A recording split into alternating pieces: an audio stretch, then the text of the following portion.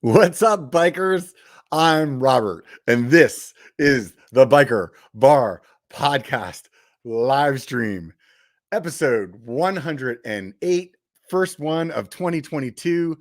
Oh my God, I can't believe we got all that out without screwing something up. It's one of those days where I'm like rushing to get everything happening right to the last second. And there's too many variables right when you start, especially after a new year and you haven't done a show in like 2 weeks. I feel like when it's 2 weeks in between a show, I walk out here and I have like absolutely like I don't even know how to fucking podcast anymore. So here we are, episode 108. We're going to have Hunter on from Spokex. But before we get started, the first thing I want to say is thank you to everyone who just recently signed up on Patreon. You guys are rad. The support is much needed. The beer fridge has been completely emptied over the holiday season, so that needs some help. But thank God it's the beginning of the year, and well, I'm going to try to be dialing back on the drinking and the eating as much as I was, because I still want to hit that 80 pound goal. And the holidays weren't playing well into that. So we're going to do what we can do about that. But thanks again to everybody on Patreon. If you haven't stopped by Patreon and to check it out, please do, man. It's only $1. It's like throwing a tip at your bartender, or like $5 if you want to throw a little bit more. And you get some extra stuff. You get some coupon codes for some of the companies that have been on the B1KER Bar.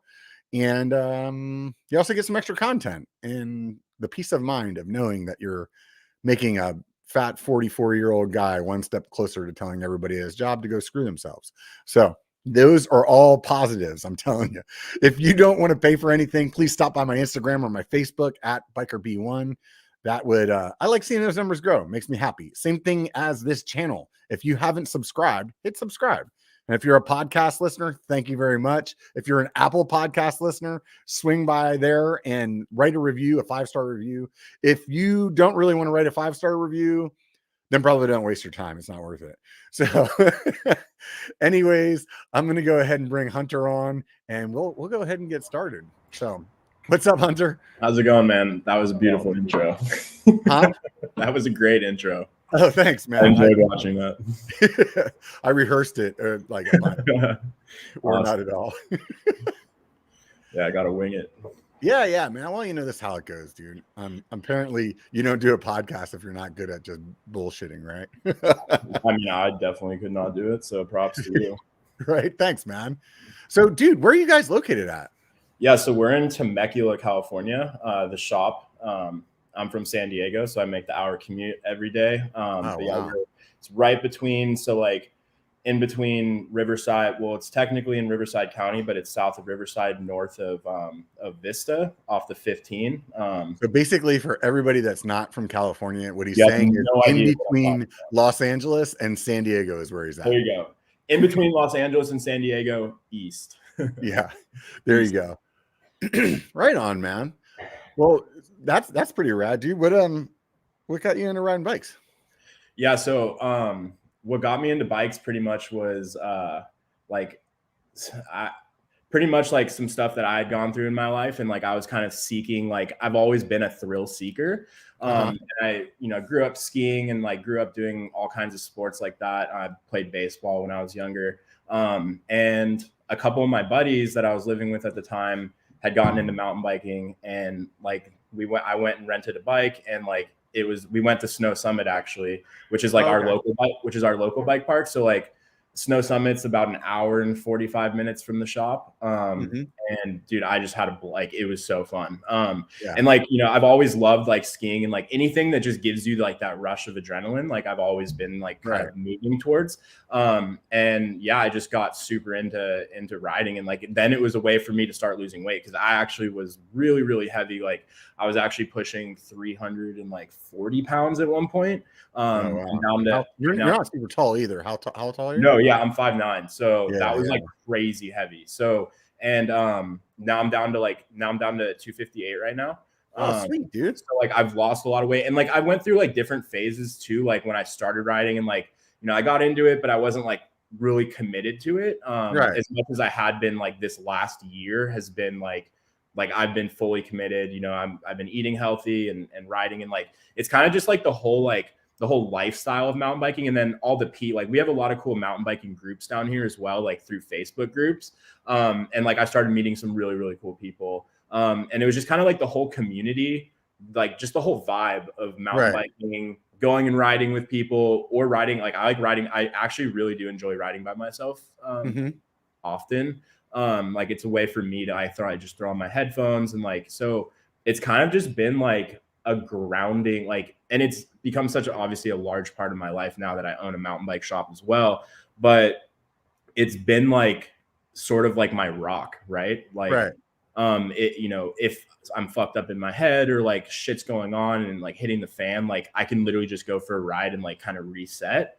Yeah, for sure. Which has been, you know, huge. So like for my mental health, for like my career, like everything is now centered around mountain biking. And I mean, I always call it single track therapy, man. Single track therapy. It's and like actually one of the guys that works at the shop is like getting into like, so he's been going to school to be an LCSW or some sort of like license for therapy, and like he's been trying to figure out how to actually like officially incorporate that into mountain biking and like do some sort of like clinic or something like that. And like, well, I think is rad too. I mean, I think anything that just kind of like pulls you out of like all the shit, whether it's like fear, like tripping on shit from the past, like anything that just puts you right here. And like mountain biking has a great, you know, does well, because you're like, you can't really be thinking about too much other shit when you're like bombing down a hill going 30 miles an hour. So it does. Yeah, like you, I also enjoy skiing a lot. And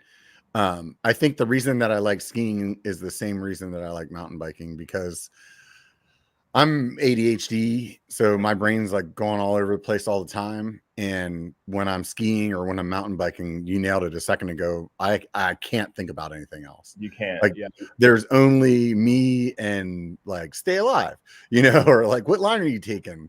And and that, man, that just by itself feels really good to get away from the shiny ball syndrome that I have all the rest of my life, you know. So I relate to that on a lot of levels, Robert. I do. So it is like, it has been like a blessing. And then like the whole shop and like the story of how that started has also, it like kind of everything, the way it's happened has just kind of been, I mean, it's almost difficult to like put into words exactly, like, because like I can look back and be like, what the fuck like even happened?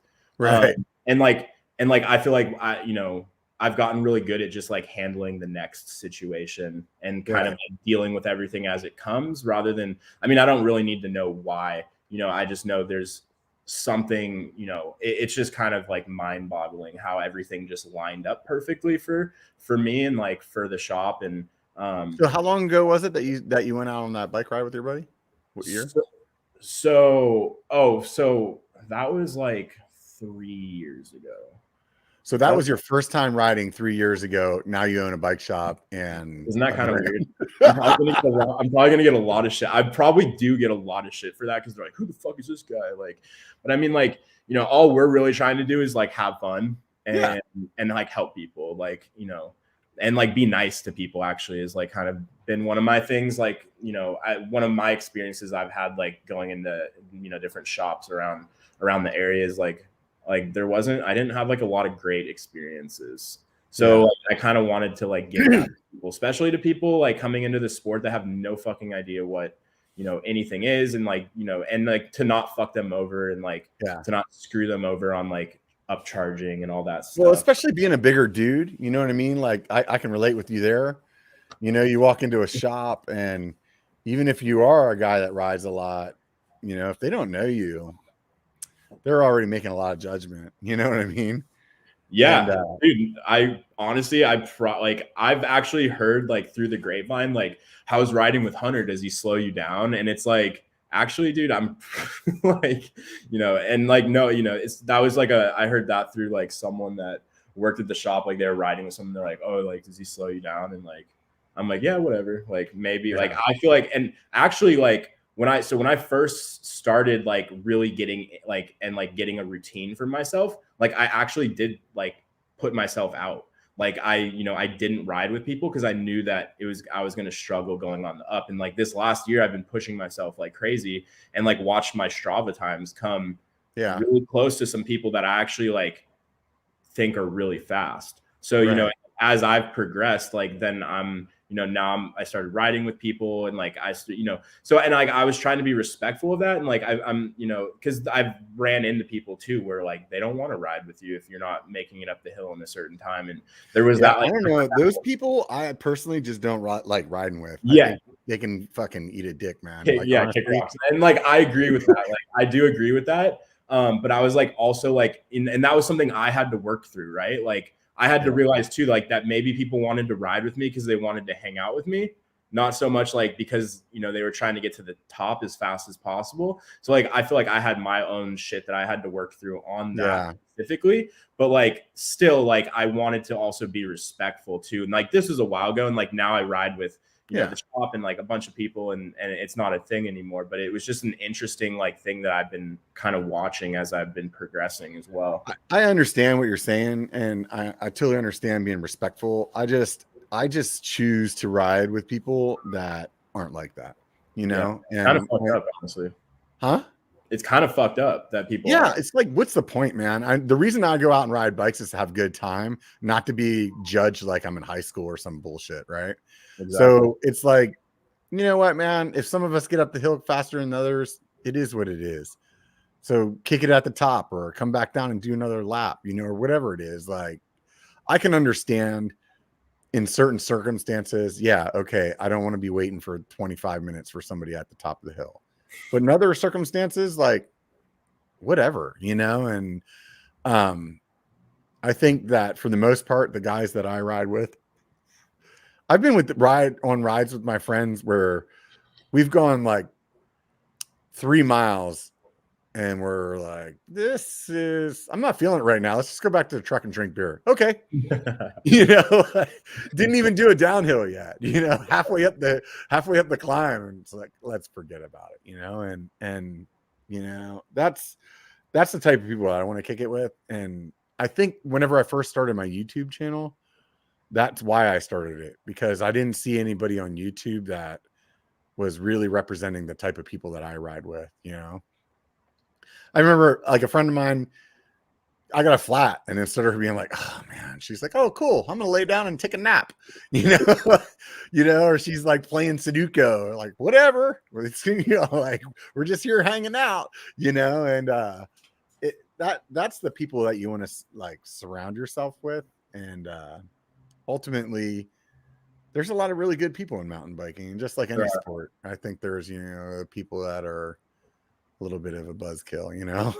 Yeah. I mean, obviously like in any part of life, you meet those people, and like it does do you good to surround yourself around people that are going to be supporting you. Right. So it's like, I mean, that you're right. And I completely agree with you. Like I personally also do not want to ride with those people. Like I did notice it happening though. So it was like something that I kind of like, and like sometimes like, you know, I don't know, that stuff will, you know, especially like starting out. Right. And it's like, I was already like, man, like, am I going to be a good rider? Am I going to suck? Like, you know, you're still like trying to figure this out. Figure this. Yeah, you want to hang out with the cool kids, right? Yeah. You want to hang out with the cool kids. And like, I mean, you know, so it was like just like a weird like observation that I had in like the beginning of riding, and like, but like I ended up meeting a lot of cool people that were like, rather than, oh, like, you know, well, let's push our bikes, you know, like here, I'm going to push with you. Right. Like, there was like, and like, those are the people that I started befriending and like wanting to hang out with and wanting to ride around. And like, you know, all of the guys that, you know, that are a part of the shop, like, in any capacity, like those, you know, I mean, we have such like like it is so cool, like at the shop, like, you know, we're all super close, and we do road trips together and go ride on all kinds of riding trips and go all over the place, and we ride all the time. And it's just like that family environment, and like that's what I want to boast, like not just in the shop, but like honestly anywhere I'm around. Like, you know, like those are the kinds of relationships and friendships that I want with people. And like, not just, and maybe like some shit happens in my life where I'm kind of messed up in my head. Like those are also the same people that I can literally go talk to that, you know, and feel comfortable talking about that stuff with. And like, I mean, it's just, you know, you can get into the whole psychology of great friends, and it's like, it's just such an important part of life to have those people that are supporting you, like in every aspect. Yeah. And I think at the end of the day, it's really, it's your decision. It's It is. really your decision to have the friends that are like that. And Yeah. some people don't always catch that. They don't always like realize that, hey man, these guys, they're always treating me like shit. It's like, well, then don't be friends with them. You know what I mean? Like Yeah. put those people out of your life. And it Exactly. doesn't matter like who they are, you know. It doesn't. Some cases it's people in my family that I've decided like, pound sand, man. Whenever you guys are actually ready to be like a positive part of my life, I'll enjoy that. But until then, I'm not wasting my time with you, you know? Yeah. Like, yeah, no, I agree. Like I've dealt with those people my entire life, and it's like, yeah. And like, that was, you know, and that's kind of part of like, you know, for me, like figuring out like what, like everything in my life, you know, it's kind of revolved around that aspect of like picking and making sure like the best people, and also like I'm making the right decisions. Like it's, you know, it's just kind of part of like I mean, just how do you go?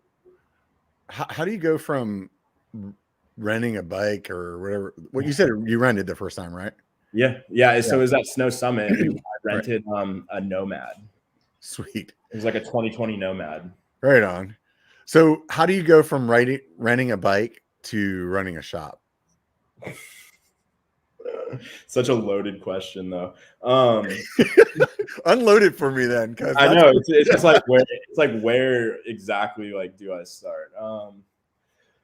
So the next day, I returned the bike. So the next day, like I went and picked up the keys, and so, like, it literally, like, dude, it's so crazy to me because like, and it's so many things in my life. Like I feel like, I don't know, it kind of almost falls back into what we were just talking about, because it's like when these opportunities present themselves to you, like, are you someone that picks them up, or like, can you even see it? First off, like, do you see the opportunity, or do you see the door?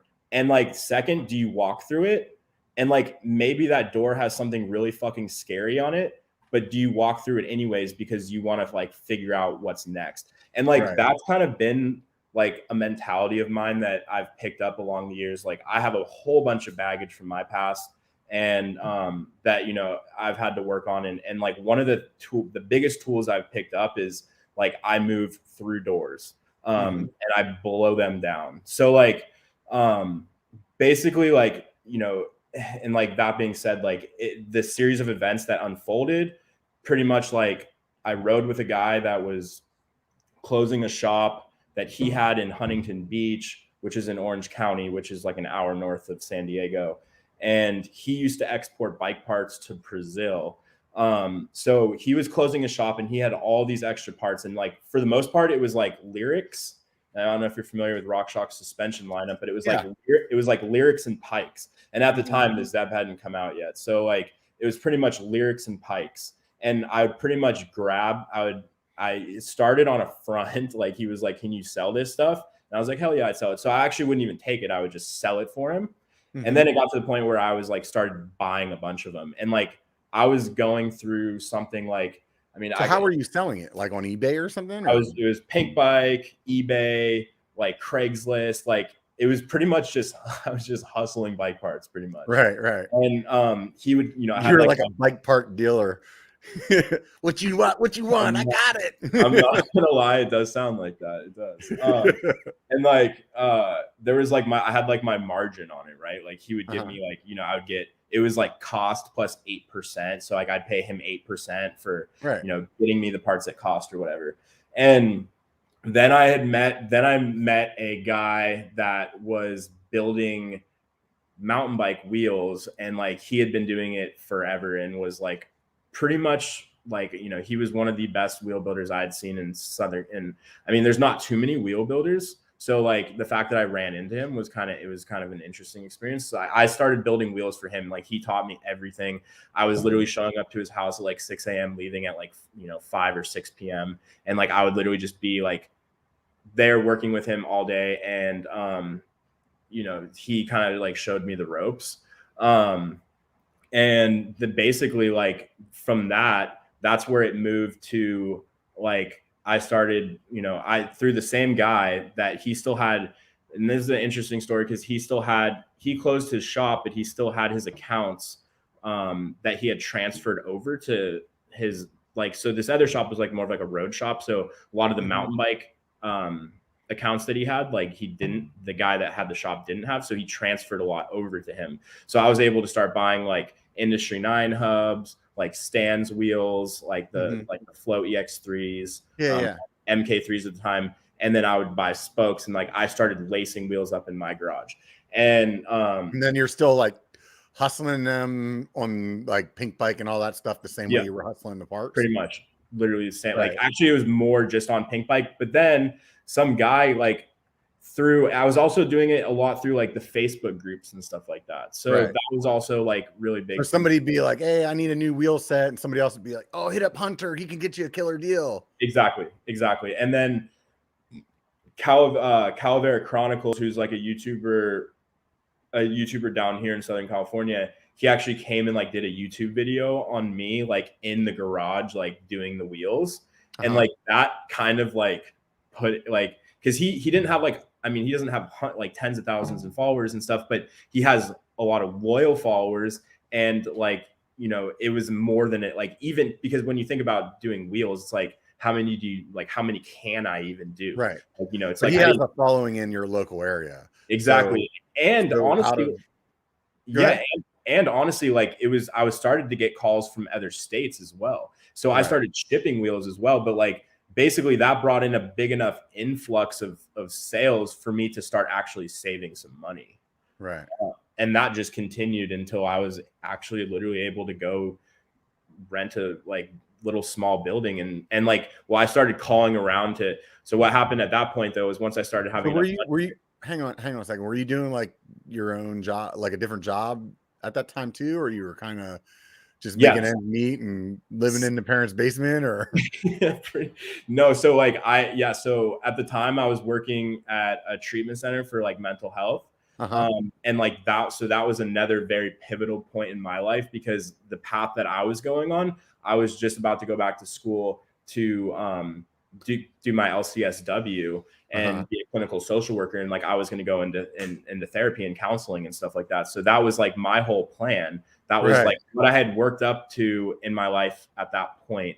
So it was a very like interesting moment in my life, because it's funny how life decides to like make you make a right turn or a left turn when I'm telling you, it is the weirdest thing. And like I had all kinds of people in my life that were like, why would you do, like, what are you doing? Like, keep doing what you're doing. Like, you've been working like for the last X amount of years on this.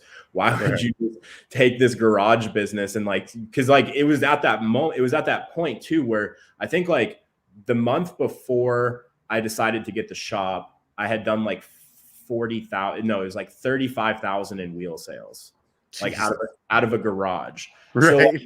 So like it was at that. So it's not like you're selling 5 or 10 of them. I mean, you're freaking moving some wheels, man. We were cranking wheels. Like, it was insane. And like, but it was still like one of those really crazy moments, because I was like, well, because it was either I was either have to shut it down, or I was gonna go for it.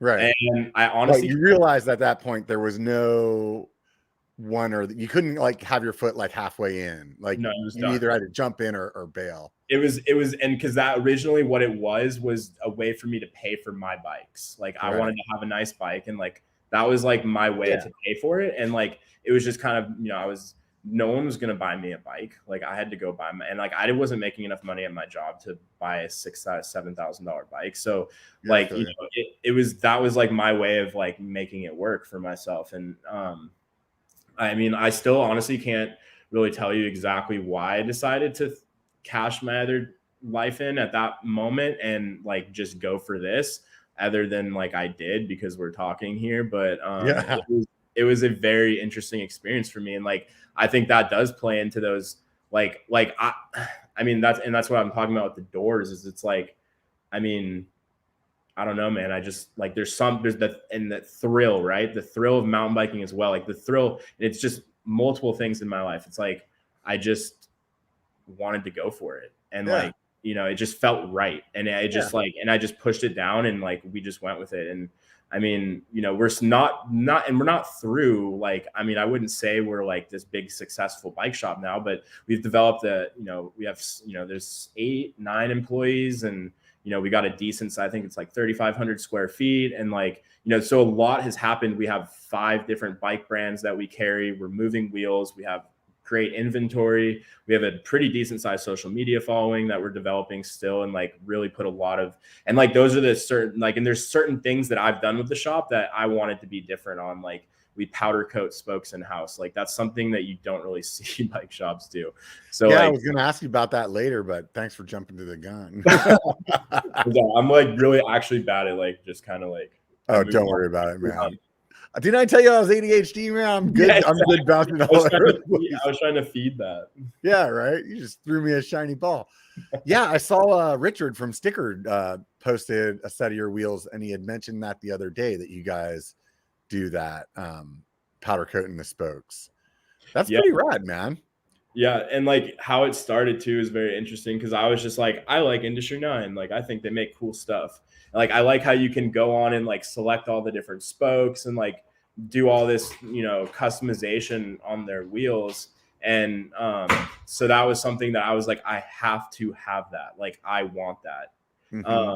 That was like a no question. Like, I was like, I'm going to figure it out. And like, then started that whole, and like, I do this, like, and I honestly like probably have, I mean, I do have ADHD, like, for sure. I was diagnosed when I was 7, but so like, I do this thing as well, where like, I like go down this like rabbit hole, and like, I'm like, and like, until hyper focused until it's accomplished. And like, it has its benefits and it has its disadvantages, obviously. Yeah, I always say that, it's you're like best in your worst trait. You know what I mean?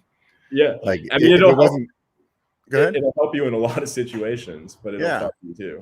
Yeah. And I mean, it's just like that with anything. Like, they always say that, like, the person you're in love with, like, the main thing that you love about them is usually the same thing that annoys the shit out of you about them. So anyways, I think what I was going to say though is, what made you decide to do powder coating instead of oh shit, I'm drawing a blank. There's that unique stuff, huh? Anodizing. Well, you could do anodizing too, but I think anodizing, you'd have to strip the spokes down or get them like raw. You couldn't do anodizing because Cerakote. That's what I was thinking. What about the Cerakoting? Cerakoting. So honestly, like, I just didn't I haven't done enough research. Like, I know Cerakoting, I mean, used for certain applications. I don't know enough about it to really speak on that. Yeah.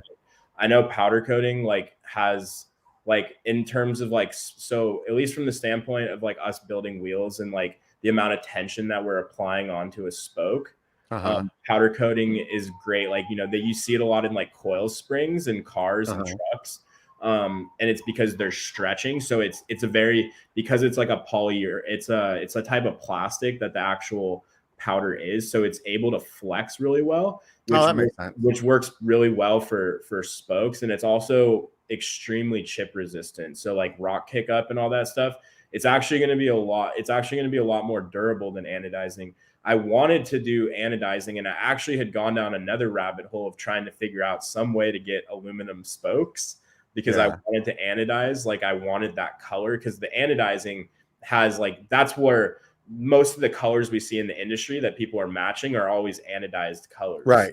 The hubs are this color. The hubs or the Kashima coating or like whatever it is. And it's like, and the color looks really nice. So it's like, I want it, but there is just no way to do that without making some huge extreme like move, like either manufacturing or like finding someone in China that could manufacture the spokes. And it just seemed like an extreme hassle for a bike shop. So, So, and the powder coating also, I mean, it wasn't easy either. Like the powder coating, like, and originally it was like, we were doing it in a spray tan tent, which OSHA would be freaking out about. And like powder was going everywhere, and it was not good. And, in the backyard and stuff like that. And then eventually we got, all your neighbors have cancer.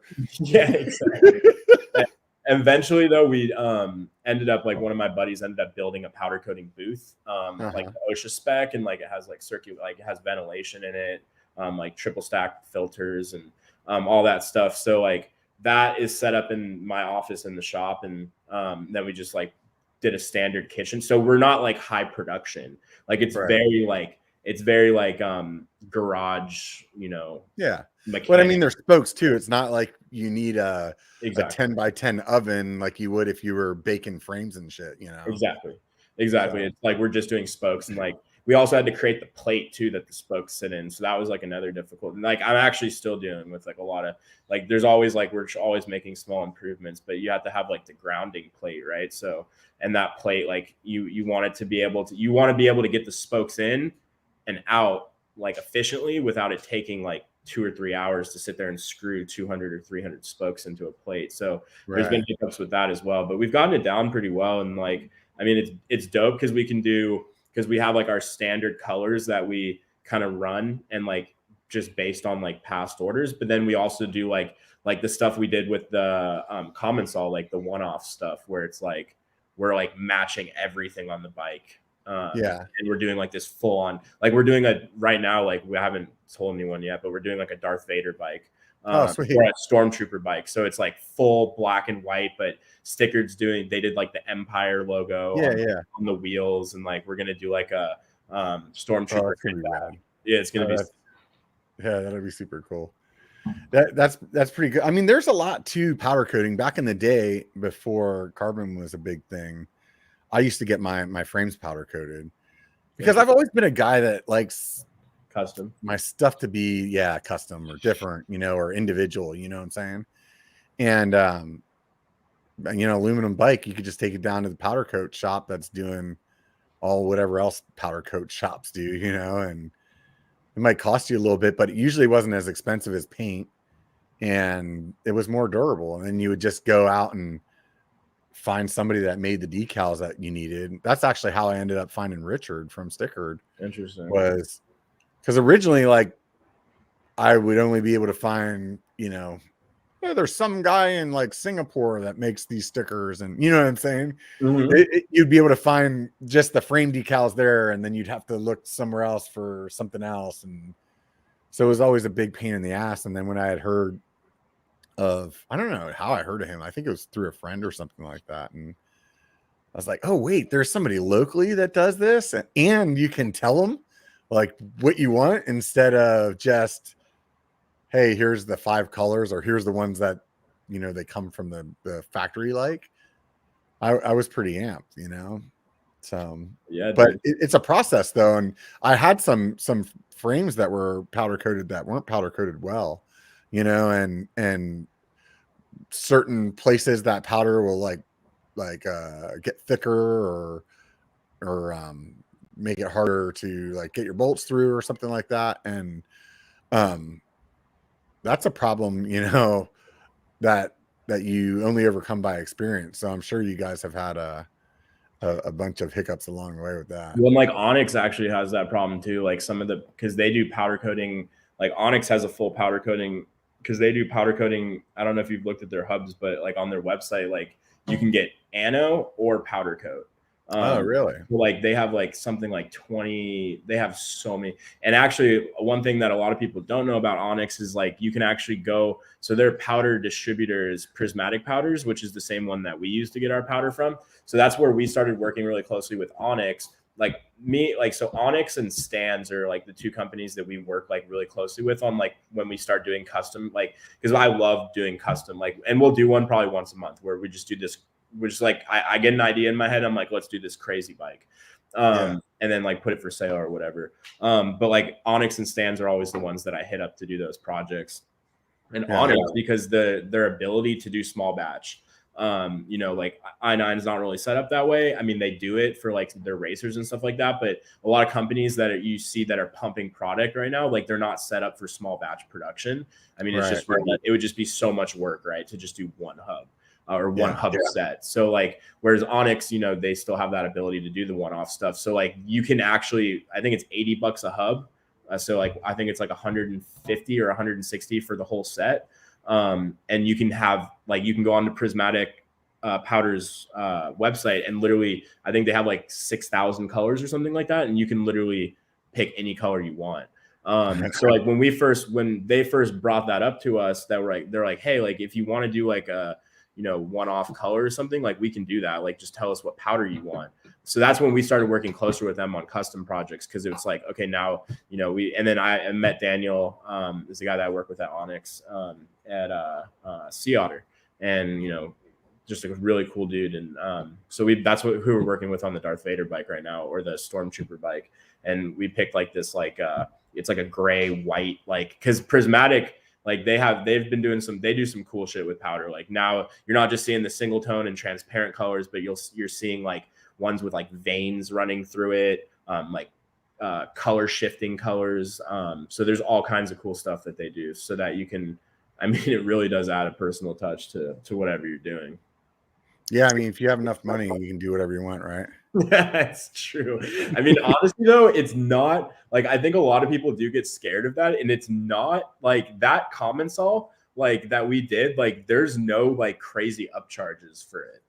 Like it's it's like $6,350. Like it's pretty much like run of the mill, like all the parts, and then we still add like a discount on it for just being like a complete. We don't really charge like that's like. I've kind of tried to incorporate that into like, so with colored spokes, when people add them to a wheel build, yes, it adds money to like, I think it adds, so it's the $3.50 a spoke. So it does add a small, I'm trying not to like completely just like, screw everyone. I'm trying to keep it reasonable. And then we end up adding a big discount on at the end anyway. So it kind of feel like a lot of it comes back off. I try to work it into like everything that we do. It's just like more of like an expense. But obviously, we obviously have to get. You guys got to keep the lights on, man. So. Yeah, sometimes. Right. The first year was, we're going into like we're at a year and a half now, and like a lot of it's been like trial and error and like trying to figure stuff out, and we've eaten the cost on a lot of things, and like and it's more been about just trying to get eyes on like what we're doing and like how we're trying to separate ourselves out from the industry, and just doing things different, and like coming back to the like old, like, because you'd be surprised too, like how many people I talk to at these different companies that just love the like dude, who doesn't love doing like the custom stuff? Some people, obviously, they just want like a stock bike, which is fine. Like there's nothing wrong with stock bikes, but a lot of people like live for this, like to do like all of the different custom flares and like just have it be completely personalized, like you said. Yeah, for sure. What bikes do you sell at your shop? So right now Yeti was the first one that we brought on. And that was why we actually landed in Temecula, because when we started talking to people about, when I started calling different companies, and Santa Cruz was the first company that I talked to. Yeti was the first one that was like, all right, let's do it. And they're like, but we don't have it, because the bike industry is kind of like a car industry. So it's like, you can't have like 20 dealers on the same block. There's it's like so many geographically or whatever. So exactly. So that was the issue with Yeti and Santa Cruz. Santa Cruz wasn't able to, this was like just when COVID was starting too. So like everything was like going crazy. But Yeti was like, we can do it, just need to be here. But yeah, so Yeti was first. And then we got Pivot. And then we've always been really, really big with We Are One. That's been like one of the main carbon manufacturers that we've always worked really well with them and pushed their product really hard. So when they dropped their bike, that was like a natural transition into like being in our shop. So I consider them a bike dealer now as well. So Yeti, Pivot, We Are One, and then we got Commensal like very recently, which was interesting because most people know them as a direct-to-consumer brand and like didn't know that they had dealers. Which is something that they're just starting to get into. And then also Forbidden, we just picked up recently as well. Oh, they're the ones with that high pivot bike, right? Yeah, the high pivot and the 100% rearward axle path, which is pretty cool, which is what they used to do on the old Canfields. But yeah, honestly, it works. Like I like the Druid because it's so interesting because it's like downhill bike, like with like trail travel. So it's like, but the bike, like the thing is like that type of suspension, like layout and chain line, like it works for going downhill, like extreme. What do you ride? What do I ride? Yeah. So right now I have a Pivot Fire, the new Pivot Firebird. Yeah. Which I just got. I go through bikes like bad though. It's bad. Yeah, but I mean, if you have a shop, why not, right? Yeah, it's like something comes in and I'm like, ooh, I like that. Shiny ball. Well, that's pretty. Yeah, that's pretty. Yeah, no, it's been fun though to build up and I always build up my bike from the frame. So I try to get frames and do it that way. I've been eyeing the Dreadnought though. That thing is a beautiful bike. Like if they had it in a large, I would be on it right now. Yeah. What so, but you're digging the Pivot, huh? I like the Pivot a lot. I've actually like, I think it's my favorite bike I've ridden so far. I'm not gonna lie. What size wheel is it? It's 29. It's full 29. It's a 170, 165. Oh wow, that's a big bike then. It's a full enduro rig. So it's like you weren't riding that when we were in Santa Cruz just not too long ago. You were riding something else, I think. Oh, I had just sold my bike, so I like didn't even have my own that was my buddy's bike. Yeah. So I didn't even have a bike at the time. So that was like I literally just had it for that trip. Yeah. That was a Yeti SB130 lunch ride. Oh, right on. And then I broke the fucking dropper post. It was let me borrow it here. It's broke, dude. Yeah, and it was Axis reverb, and like I guess just my big ass just blew the seal out the bottom, and the oil just shot all into the into the seat tube. That was not good. I wouldn't mind getting one of those Axis droppers just because I like the idea of not having to deal with the cable and stuff, you know. Don't do it. But they don't make a 200, and I'm a tall dude, and I want my seat I want to push a button and the seat like folds up and just sucks into the seat post, you know. So there's no way I'm going to anything less than 200 now that I'm used to 200, because even at that, I'll still find myself pushing the button trying to get it to go down further. Do you slam it though, or do you still have it up out of the seat tube a little bit? I think it is, well, on my tall boy it's as low as it can go, but it's still it's still out a little bit. Yeah, so I actually started doing that too. Like I like grabbing a longer dropper and slamming the post more, so that way, like, I don't know if it's just like I just like the feeling like when I'm going down, like I like having my seat like all the way fucking down. Yeah. Like I want to accidentally brush the backside of my ass with my tire and be like, oh yeah, it's down. You know what I mean? Like, and you know who does who like, I don't know if have you seen the one up dropper post? Yeah, I have one of theirs on my tall boy because that's the only one I could get that would fit the frame. Dude, that thing slams though. Like the distance between like the saddle and the top of the post is like, I mean, I've never seen, I think they have the lowest stack height out of any dropper. It's like pretty crazy. I've seen him like that thing goes, and like, so that's what I started doing was because I always run a 150. So, and 150 has been fine. But then when I saw the one up dropper, I went to a 180 and slammed it. And like, I loved it. But I'm also like, also like the Kashima on my bike right now. So yeah, it's tough. I think one up and PNW have they're both pretty close. One up might be a little bit shorter on a stack height, but they're both like and the thing that's cool about both of them is, say your 170 is not slammed, but you know you won't be able to fit a 200. You can get a 200 and it like the one or the PNW, for example, it'll adjust in 5 millimeter increments. Wow. So you could still end up getting like 185 mils maybe instead of 170, you know. And to me, like I said earlier, I just want that seat as low as freaking possible, just because I want it completely out of the way. And if I don't want it that low, I don't have to push the button all the way down. You know what I mean? Like it's not where some people are like, oh, well, I don't need it that low. Well, maybe not all the time, but I don't know, when you ride stuff that gets to a certain steepness or whatever, then all of a sudden you really start noticing it more, you know? No, exactly. Like the steeper stuff. And when you're getting lower, when you're doing like a sketchy, like rock roller, like anything where you're like getting really far back and like you catch your shorts or something. Like, I mean, I've done that so many times, and like that's where I started looking into it too. And that's the only problem I have with the Fox Transfer is like, it's got such a long, like the actuator on it is so it's up pretty high. It sits up pretty high, unfortunately. Yeah. But it's a solid dropper though. That's the thing about the Fox. I think they probably like mechanically probably make the best one. It's really good. It is really good. Like it like never fails. Like, you know, I haven't seen them fail too often. And like, that's the only problem I have with the Axis reverb is that although yes, it's cool, it's wireless, like sorry, Rock Shocks, but the reverb, like the standard, the original reverb blows donkey balls, man. It's fucking horrible. It's the worst woofer on the planet. And like, they're using the same system. You know, with an electronic actuator versus a cable actuator. Or, and that's the one thing actuator. Too.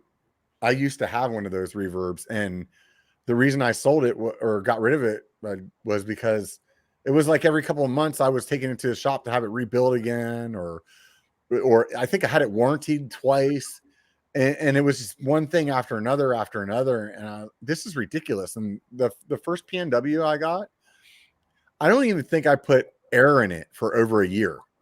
You know what I mean? Like, just like aside from the first time, you know, there was nothing that I had to do to it, and it blew my mind. I was like, this is the way a product's supposed to be. And that's like those are the best ones where it's like you don't have to do like all that maintenance like consistently. I'm lazy, man. I don't want to do maintenance. I really don't. No, dude. Me neither. Like my bike will start making a noise. It's at least 5 or 6 rides of me dealing with it before I actually do something about it. Except like the stuff I have to. Like I've like, you know, as being a big guy that's starting to ride harder, it's like, you know you're gonna be burning through bearings and like stuff like that. It's like, you know, there's certain things I know I need to do, but it's like for the most part, like I just want to, and like we spend so much time like, you know, working with other people's bikes and doing all that stuff. Like I end up neglecting the shit out of my bike, which is unfortunate. But I do like, the one thing I do really well is one thing that I got in a good habit of early was taking care of my hubs. Like and that's like, I feel like one of the easiest things to forget on your bike. So like I do like, you know, the maintenance on my hubs that they deserve, like the, you know, every like usually like, well, every like month and a half, I'll pull the cassette off and re-lute, like clean out get all the gunk out, like completely degrease it and re-lubricate it and all that stuff. But then like, you know, every few months I'll swap all the bearings out of the free hub as well, and like do the whole full service on it and like keep them running nice. And like, because hubs are freaking expensive, especially when you buy an i9, and I mean $700 for a hub set is insane. And like it's easy to blow them out too. Like if you know, you just leave them for too long, it's like they end up just blowing out. And then I just don't. The only thing I don't like about i9 is that the driver comes off. It doesn't stay in there, you know. So you could be changing your wheel on the side of the trail, and now your cassette's laying on the ground, and i9 uses springs and pawls. And if you lose one of those springs on the side of the trail, you're never going to find it, you know? I honestly agree. Like, so I think it's I mean, you have to be conscious of that, I guess, when you're doing it. But I mean, there's the positives of that too, is like, it's super easy for maintenance. Like, whereas with like Onyx and stuff, like, you gotta, you know, there's more, you know, you gotta remove the pinch nuts off the thing, and you gotta unscrew it. And like, it's more involved, and like, which means that you can't do anything on the side, but of the side, you know, you got to be in a shop or whatever. But yeah, I mean, it's kind of interesting, but it also makes it nice for like changing driver. Like that's like one thing I do actually like about i9 is like all their cross compatibility.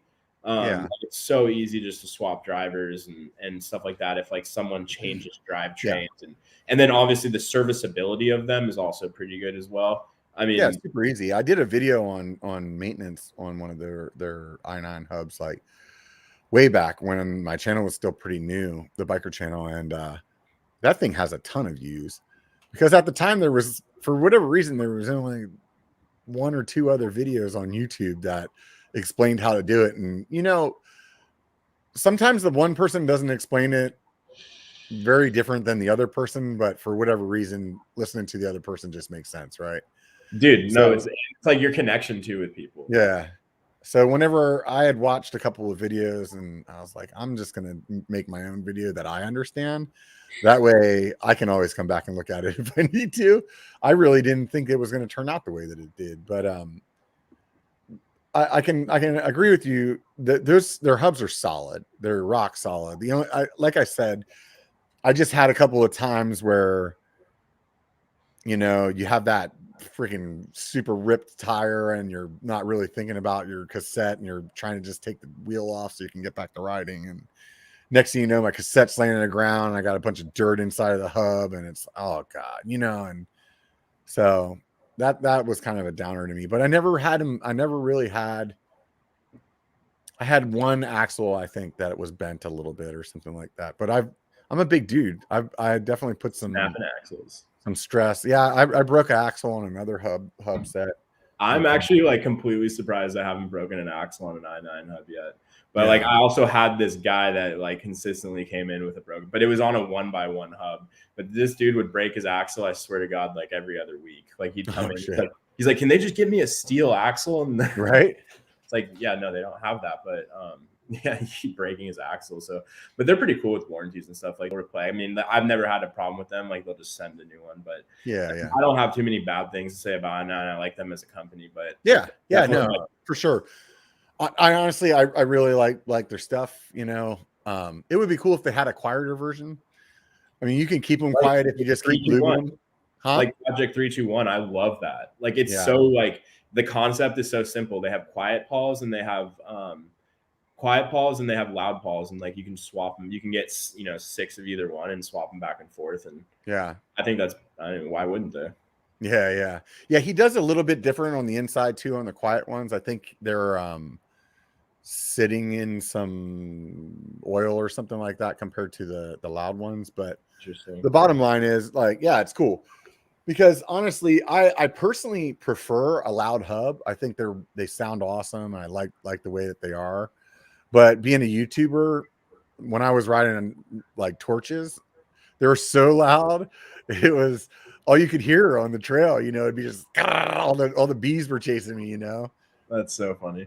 Yeah. And like, I mean, it's funny too, because like a lot of people will ask, like, I mean, there are a lot of differences. Like there's so many differences between Onyx and Industry 9. But like once you get to that top level of componentry, it's like a lot of it does just come down to like preference of little things like that. And it can be so simple, right? It's like, I like quiet, so then get those ones. You know, it's like they're both going to be performing at the highest level for any rider. So it's like, and way beyond what I'll ever be riding at. Like these things are being made for World Cup racers, you know, right. World Cup racers. So it's like they're going to perform.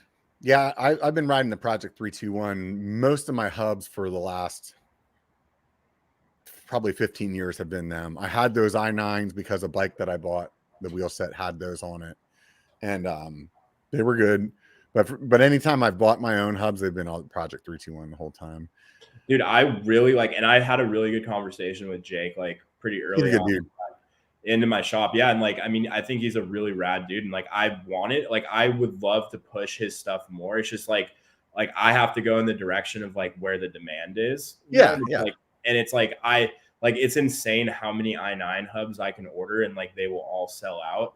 And if I ordered, 300 sets of Project 321s, like I would have a hard time selling all 300 sets. So it's like that. And like, that's the unfortunate part of like but I love trying different things and experimenting with it. And like, I love talking to the owners of these companies and like, or like whoever's running it or I'm talking to at the time, like having that, like a lot of times, like I'll move and like, we're pretty good at like, and like when we fall in love with a product, like now I can sell it to you because like I know why I'm riding it. I love it. And like, I want to sell this product. So, that helps as well. And like, that was like where we had a, like, with We Are One, we had a big thing where we started pushing their stuff because we just like loved all of their products or loved all I think Project 321 just isn't, they're aren't known.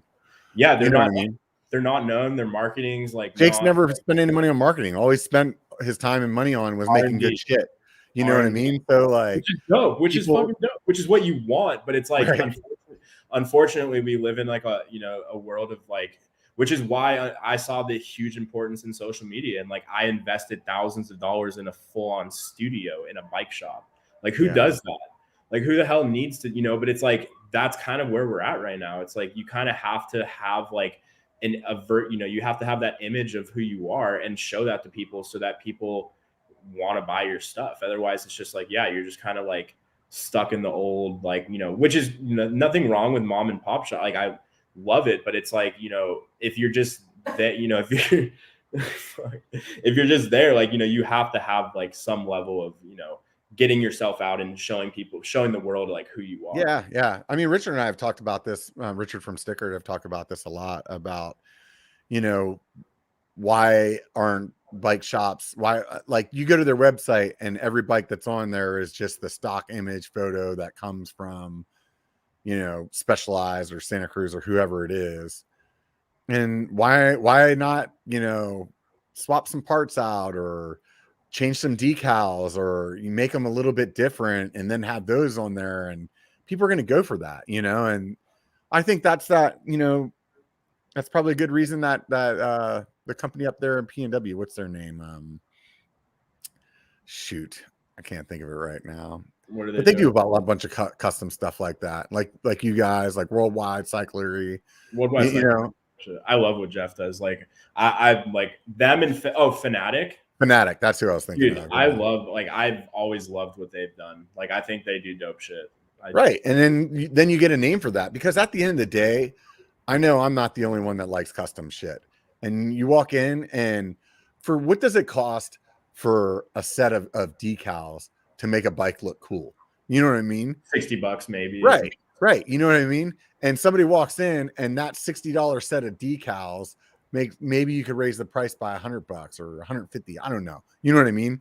And people are like, man, that looks dope. And they walk out, and they're the ones that the only ones that have that bike. You know what I mean? That with the oil slick graphics on it, or, you know, and that's rad. You know, it sucks when you're out on the trail and you see somebody else with the exact same bike as you. That everything's exactly. You're like, damn it. You know? No, like, I agree, dude. Like, I mean, that is a lot of like how like we started the whole thing was, you know, in the power, like that's where everything came into play. And like, it doesn't actually cost that much more money. And like, it was crazy with that common saw bike that we did. Like once we put the decals on, the fork and the wheels, like, it literally just brings the entire, like, it is honestly crazy to me how much decals change your entire bike. It's pretty tricky. Oh yeah. Yeah. Yeah, it's the huge. only other thing I'm really wanting to get it, like, I've been meaning to do this for the last few weeks and I keep lagging on it, is I really wanted to start spraying coil springs, like powder coating coil springs. They always come with this like extremely thick coating on them. So I've been like trying to do some research. I need to do some more research on like down to metal stripper to like really get that coating off, so we could start trying to, because that's another thing. I love coil shocks, and like a lot of the custom builds we do, I end up putting a coil shock on it because I like them so much. And I'm like, you should try this if you haven't. Especially for big guys, like, coils are amazing. But I haven't ridden one yet, man.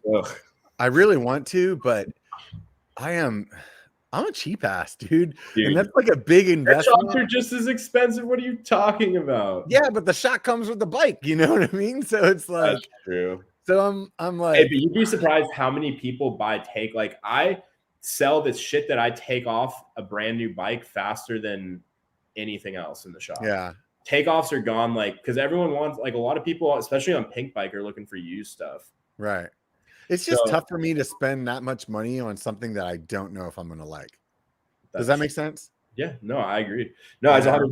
But once you try it, like, so for me, like, coil works so, especially with all, like, so the coil I'm running right now is the EXT, the Extreme Racing shocks. And like, I mean, they make a $2,000 fork as well. So it's not the cheapest shock on the market. It's like $13.95, I think, right now. And it's their new like E-Storia or whatever. And it's got like a 14 millimeter shaft, and like it has 3 circuits on it. So you got your compression, rebound circuits, and then you also have a hydraulic bottom out control, which for me was like so fucking dope, because like the one problem with coils is that they are very linear. So like, you know, if you're starting to get close to bottoming out, like a little bit bigger and it's going to bottom out. Like if you did a little gap and you almost bottomed out, well, a little bit bigger of a gap, you're going to bottom out. So the hydraulic bottom out control was really cool for me, because like, you know, it's like, I think 8 clicks or something like that. And when you get into your last 15% of your travel, it actually opens up a completely separate circuit. So it starts pumping oil in the opposite direction. So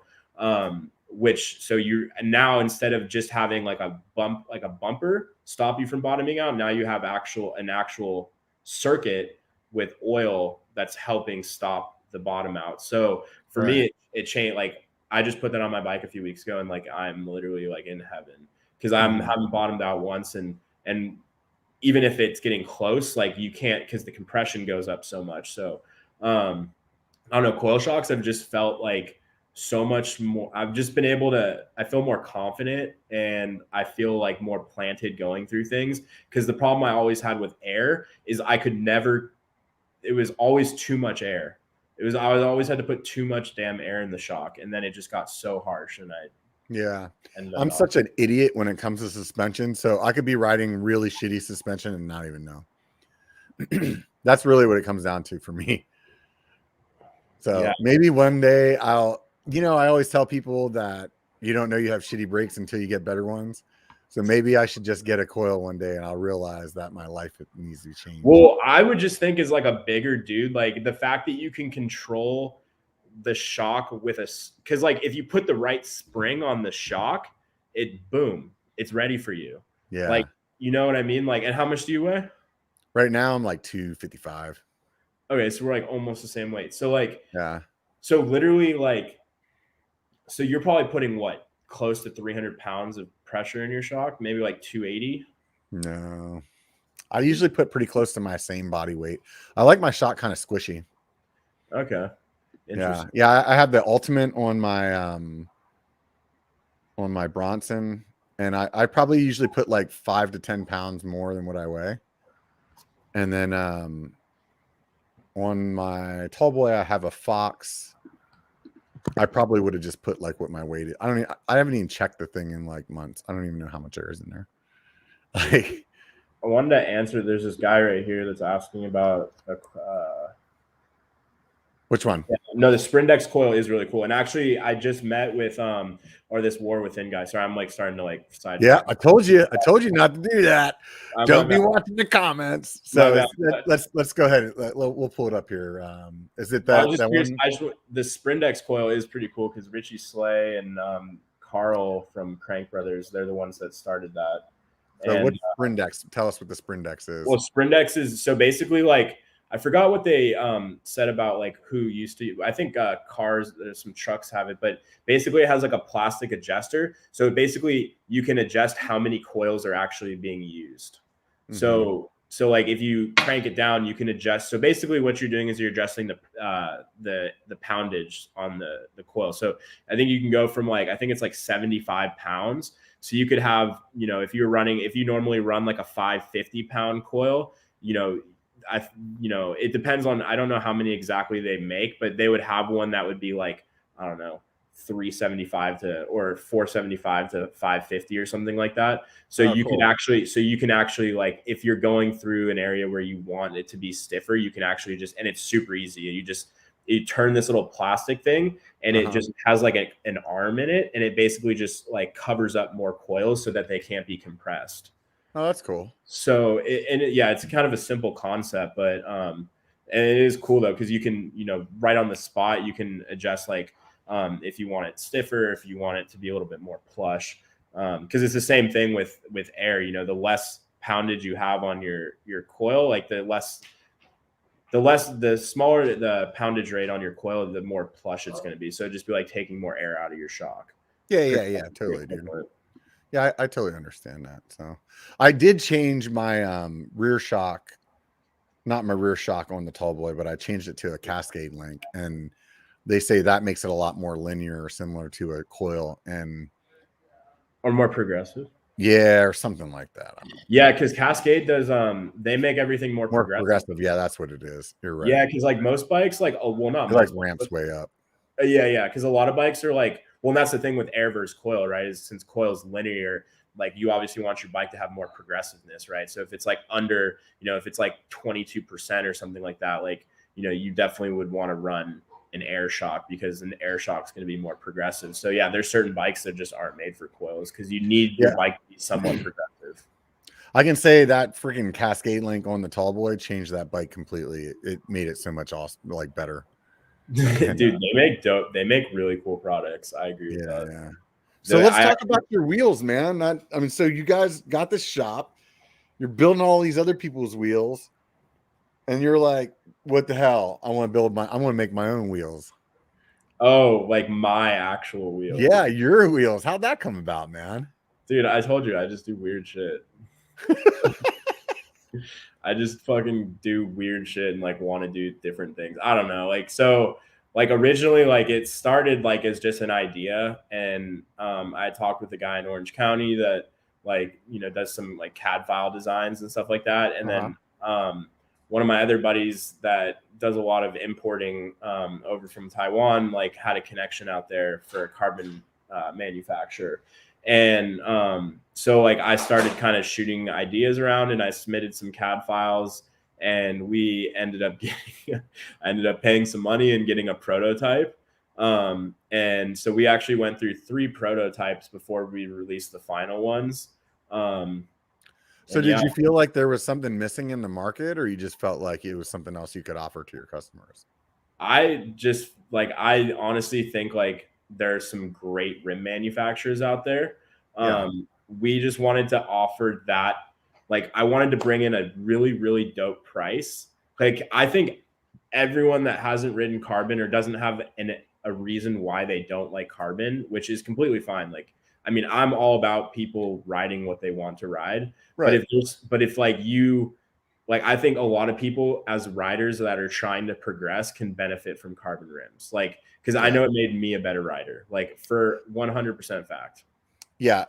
I can say as a big dude, there's so many reasons why you should be riding carbon. So dude, it's insane. Like, and like all the people that say that they just break, like I literally like I don't even want to talk about it because it's like the benefits that I get from like blasting through a rock garden or like hitting a berm, like as a big guy that's creating a lot of force, like having a wheel that holds up like all the way through and is not throwing me and like jolting me around constantly. Like it just, my confidence level goes way up. My PR, like everything, I just perform across the board better.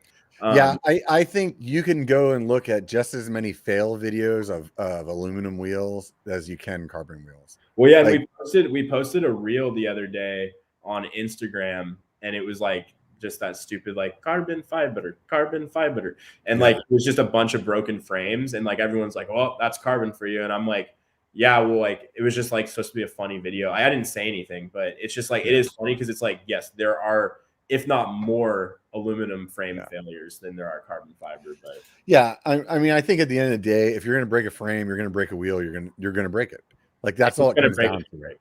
Yeah, and it might not even, and it's like most likely it's not even like how it was manufactured or like it was just like it just broke, like it just Usually, the only thing that sucks about it is carbon is more expensive to replace. You know, but realistically.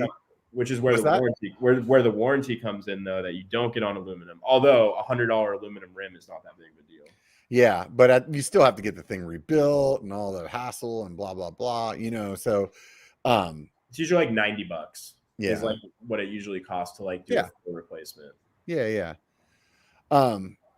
But on the other hand, like you said, I think a carbon wheel is just the way that it feels in a corner.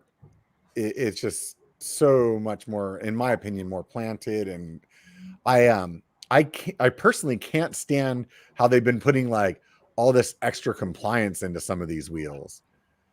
You said earlier that you like stands, and when I have a set of stands wheels on my Tallboy right now, and when I first got those, they felt a little squirrely to me just because of the way that the compliance is. Like I'm used to running a wheel like an Envy that's just super stiff. And I think also I was moving to a 29er, and just that, you know, some companies, there's another one that did it as well. Want to think, was it One Up did one that was like real, like the one wheel was had more flex in it than the other, like the front or the rear or something. You remember, you know which one I'm talking about? No, I don't even think One Up made. No, it wasn't One Up then. It was somebody else. I can't remember who, or maybe it was it Revel? I can't remember. Anyways, like Same with Evil now is making their own hoops. Yeah. But I don't really like all the extra compliance that's in them. My stands I got used to after a little while, but I had mentioned that like feeling a flex in them. Mm-hmm. And when I talked to Jake built those at Project 321. He's like, dude, I have the same rims. I don't feel that. He's like, I'm just as fat as you are, man. And but when I talked to Richard, who's another big dude, Richard said that he had the Ibis ones that are basically the same rim, and he said he felt the same thing. Like that's why he ended up getting rid of them. Yeah, when the Ibis Ibis actually partnered with Stans on aluminum hoops, so they're using the same manufacturer. But I mean, that's just aluminum. But aluminum. Yeah, but I'm talking about carbon. Oh, carbon. Yeah. Yeah, I mean, I haven't gotten like to try as many like of the bigger manufacturers, but like those are being completely mass produced. I don't know. It is interesting, but you're right though. Like Envy is like known across the board as having like the stiffest rims on the market. Like their rims have no, like it is just like there's no flex in them whatsoever. Yeah, so that's an interesting point, but you know, I've been riding the We Are ones for a while, and like I've pretty much fallen in love with their unions. Like, and like I think like, you know, you start getting these like vertical compliance and horizontal. Yeah. It's like, you know, and it also depends on the weave, right? Because now going into carbon fiber or the layup, sorry, like you have, you know, 8K, 12K, and then you got like UD. So like you have all these different like types of layup that are also going to, you know, translate directly into like how the rim feels, like the way the carbon fibers actually are crossing. Are they crossing further apart, or are they crossing closer together? So obviously the closer that they cross, the stiffer the wheel is going to be. So like a unidirectional cross where you can't see any hatching at all, like that's going to be a stiffer rim than something that's using like an AK. And I don't know too many companies that use anything less than UD, but the guy mentioned that other brand in the comments. Crank Brothers is the one. Crank Brothers. About. Yeah, I love Crank Brothers, and they're local actually to us. Like the first time that I rode those, though, I thought I was on aluminum wheels because they had so much flex in them. I was like, these got to be aluminum. And then I even said something, and then later, my friend was like, no, these are carbon. They're supposed to have compliance like that. And I'm like, that's great for skinny dudes. I don't like it. What the synthesis? I think that's what it was. Yeah. I think it's like their Syntha 11, or they have a couple different ones. But like when they first came out, though, it was like they only had one, and I think if I remember correctly, they had more compliance in one wheel than the other. Like the rear was stiffer and the front was like a little more squirmy or something. I can't remember which way it was. Yeah. They do that. They're also doing that on their new alloy hoops as well. So like their front is a 28 hole and their rear is a 32 hole. Mm-hmm. So, you know, that was like, and also I think the width is different as well. I think the front is 30.5 and the rear is 29.5.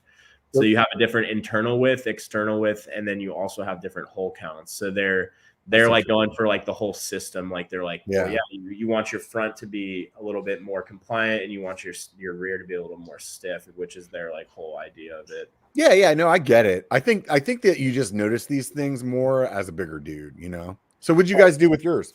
What's your wheels?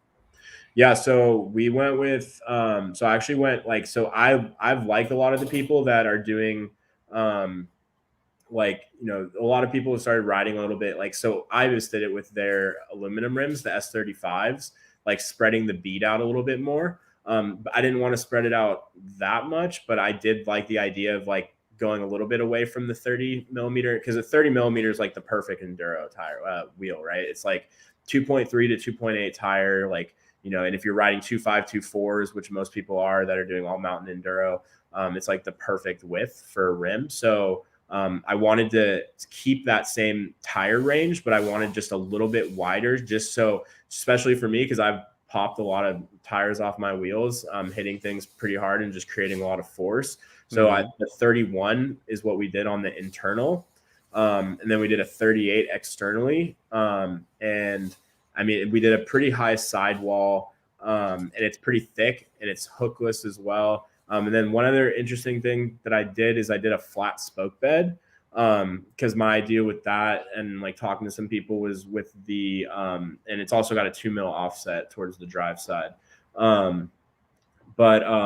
was the flat spoke bed was so the impact would be absorbed a little bit or be dispersed a little bit more without like kind of like concentrating like right underneath where the spoke is. I mean, there was just like, it was just kind of like little things, right? Like that we were kind of Do you have like an internal nipple, like an Envy, or is it just a regular nipple? It's just a regular external nipple. Yeah. There's we didn't do anything like molded holes, like they're drill. Why did you do the offset? So the offset is to keep the spoke path like aligned more nicely. So so it's like instead of dishing it, then you can offset it a little bit and it doesn't have to dish as much. It doesn't have to dish as much and it keeps the because so now with like longer hubs like boost and super boost hubs coming out, your center to flange and some of your hub measurements are going to be a little bit, you're going to get a different center on your hub, which can create like the hub kind of pushing out a little bit more or to the right or to the left, whether it's the rear or the front. But the spokes going from the holes to the hub, you want to have as even of a triangle as possible because you're creating more even tension rather than having like a crate. Like, so pretty much across the board, like, you know, whether it's the front and the rotor side has more tension or the drive side on the rear has more tension. So the idea is to bring the tensions a little bit closer together. So you have a little bit more even wheel rather than like crazy tension over here on the drive side and, you know, vice versa on the front or the rear. It just create like, the idea is just to have a more stable, equalized wheel. And you're not doing a ton by doing a 2 mil offset. And like, that was where Santa Cruz went crazy and did a 6.5 mil offset, which is like, yeah, those stands that I have, they're pretty far offset too. Yeah. I don't know if you've seen the reserves. Have you seen the reserves? They're like, that's the biggest offset I've seen. It's 6.5 millimeters.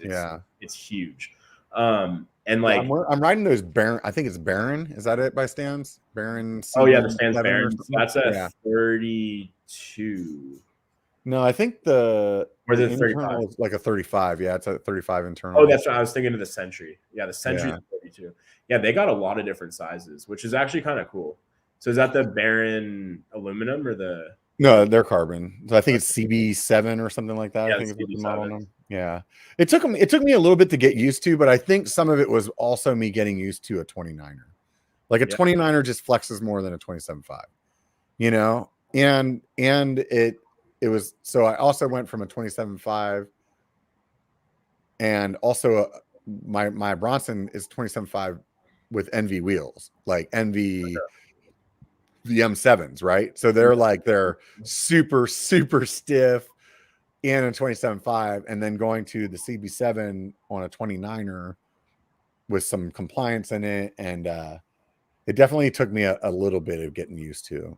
But once I did, I don't notice it anymore. But the first probably month or so of riding the bike, I could definitely feel like, I just felt like it was like having a little bit of give when I'd be in super techie rocky spots, you know? Meh. I mean, it makes sense. Yeah, I mean, maybe it's just me too. You know what I mean? You never know. You know, it could sometimes you get some fucking crazy thought in your head, and that's what you're stuck with, right? Yeah, like it's just fucking me.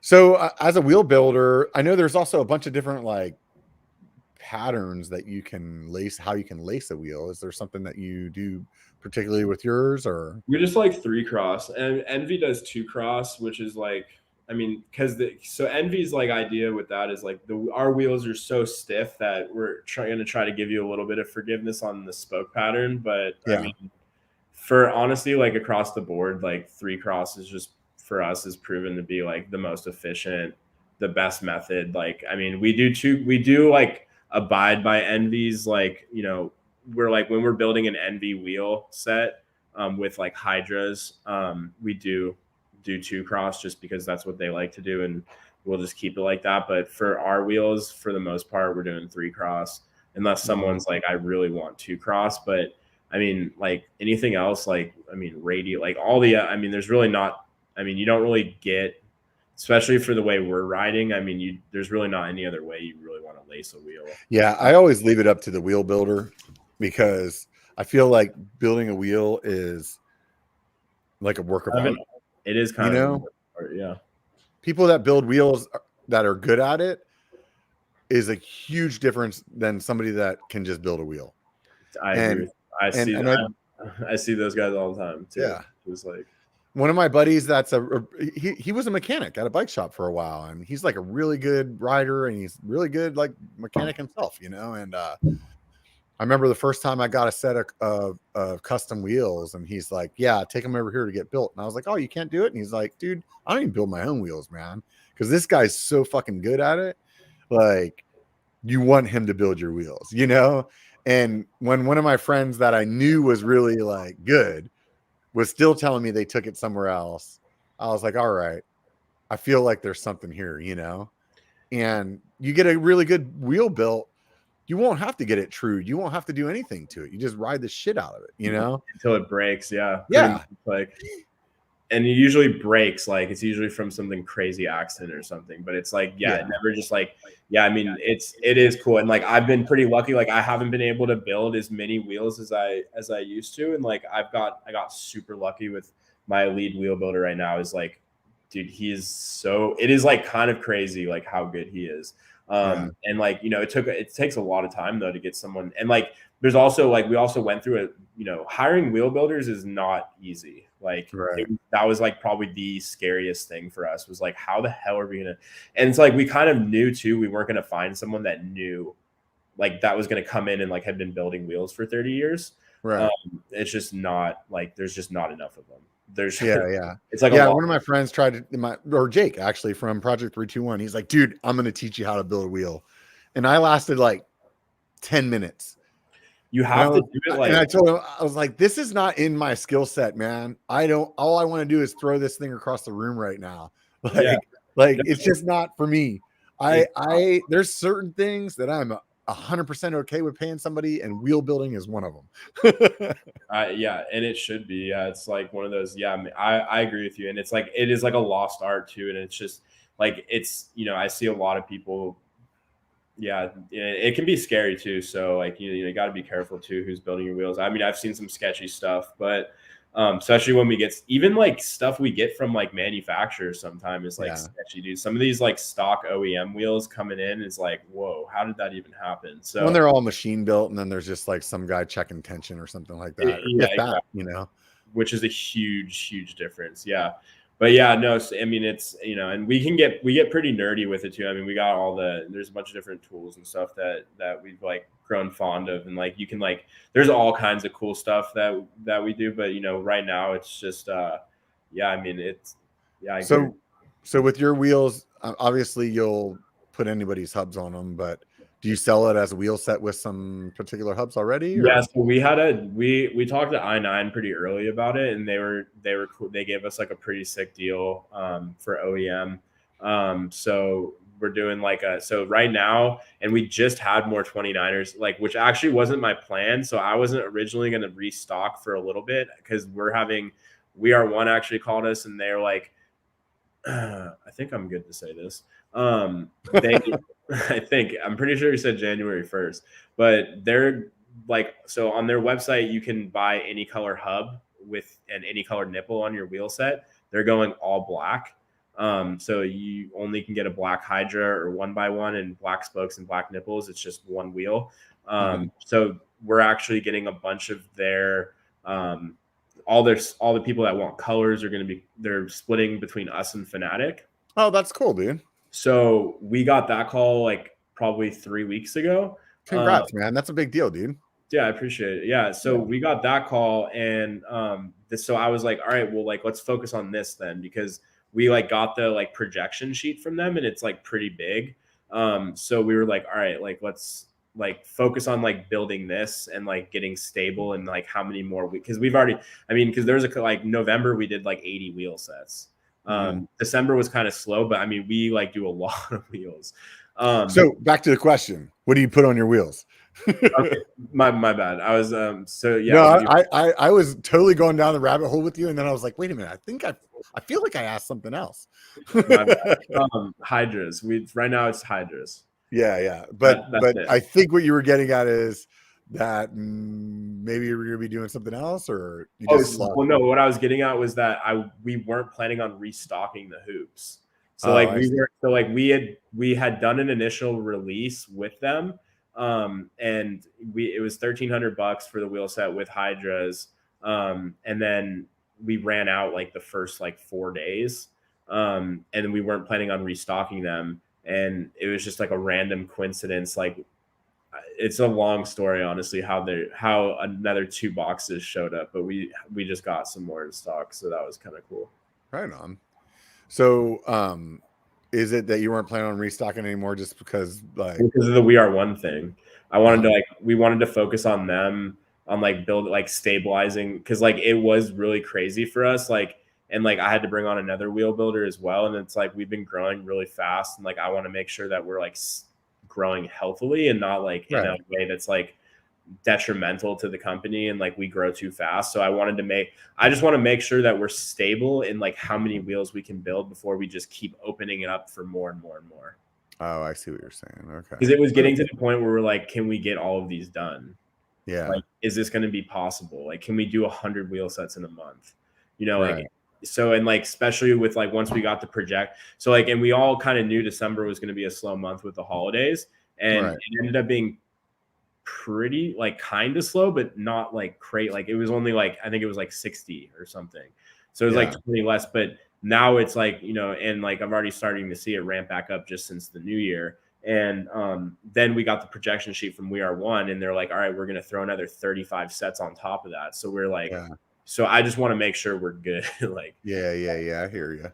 So as far as your wheel set goes, you have 29ers available. Do you have 27.5 too? I do. You do. And then for now, right? For like probably a little bit. But you have one model. That's what you're doing so far? Yeah, it's the SX 305 30.5 or 31,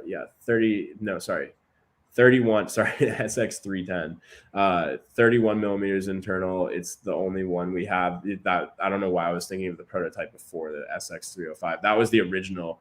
So we had like 3 prototypes, and the second one, which was supposed to be production, ended up not going into production, and the 31 went into production.